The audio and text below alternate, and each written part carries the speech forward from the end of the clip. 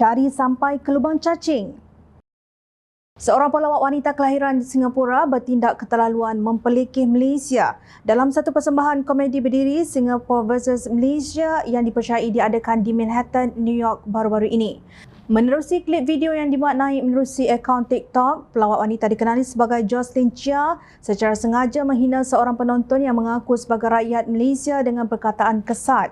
Selain itu, pelawak berkenaan turut membandingkan Malaysia yang hanya bertaraf negara membangun berbanding negaranya yang lebih maju selepas lebih 40 tahun berpisah dari tanah Melayu. When my Prime Minister went on TV to announce that you guys had dumped us, he cried because he thought we're not going to survive without you. But then 40 years later, we became a first world country. And you guys, Malaysia, what are you now? Still a developing country. Oh, boo. Sepanjang rakaman video berdurasi 1 minit 29 saat itu, pengisian bahan lawak dipersembahkan Chia berbaur kata-kata hinaan dan memik muka mempelikihkan Malaysia. Ini termasuk jenaka keterlaluan menyentuh mengenai kehilangan pesawat Malaysia MH370 yang dikatakan tidak mendarat. Sebagai respon, Menteri Luar Datuk Seri Dr. Zamri Abdul Kadir meluahkan rasa kesal dan mengecam tindakan wanita biadab itu melalui rakaman videonya yang secara jelas mempelikih Malaysia serta mempersenda tragedi yang pernah melanda negara. Zamri dalam kenyataan malam tadi berkata tindakan itu langsung tidak menunjukkan sensitiviti dan empati terhadap rakyat Malaysia serta keluarga mangsa tragedi.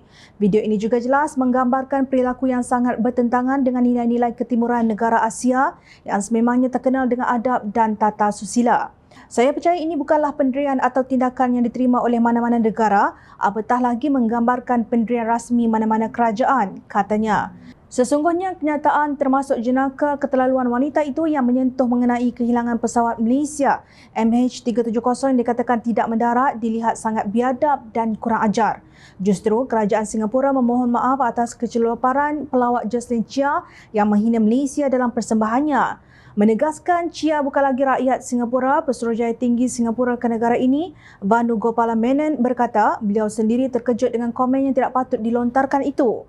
Kerajaan Singapura tidak mengiktiraf kata-kata atau tindakan yang menyebabkan bahaya atau menyakiti orang lain dan Chia yang bukan lagi rakyat Singapura tidak sama sekali mencerminkan pandangan kami. Saya dengan ikhlas memohon maaf kepada semua rakyat Malaysia atas komennya yang menyinggung perasaan itu, katanya. Chia mempelikih dan melontarkan carutan terhadap Malaysia atas dakwaan membiarkan Singapura keseorangan selepas pemergian British. Bagaimanapun katanya ketika Malaysia masih menjadi negara membangun, Singapura kini telah pun menjadi negara dunia pertama. Malah merujuk kepada tragedi MH370 pada 2014, dia juga mengkritik sistem penerbangan Malaysia. Melalui laman webnya, Chia memperkenalkan dirinya sebagai peguam dari Singapura yang menjadi pelawak. Dia terlibat dalam persembahan secara tetap di New York. Pelawak Haris Iskandar percaya setiap pelawak seharusnya mengambil berat mengenai sentimen sensitif dan mengamalkan empati apabila membuat persembahan komedi berdiri. Katanya beliau menghormati kebebasan seseorang pelawak memberikan ekspresi dalam melakukan kerja jenaka, tetapi dalam masa sama perlu sensitif dan peka terhadap sesuatu perkara terutamanya mengenai topik peribadi dan traumatik.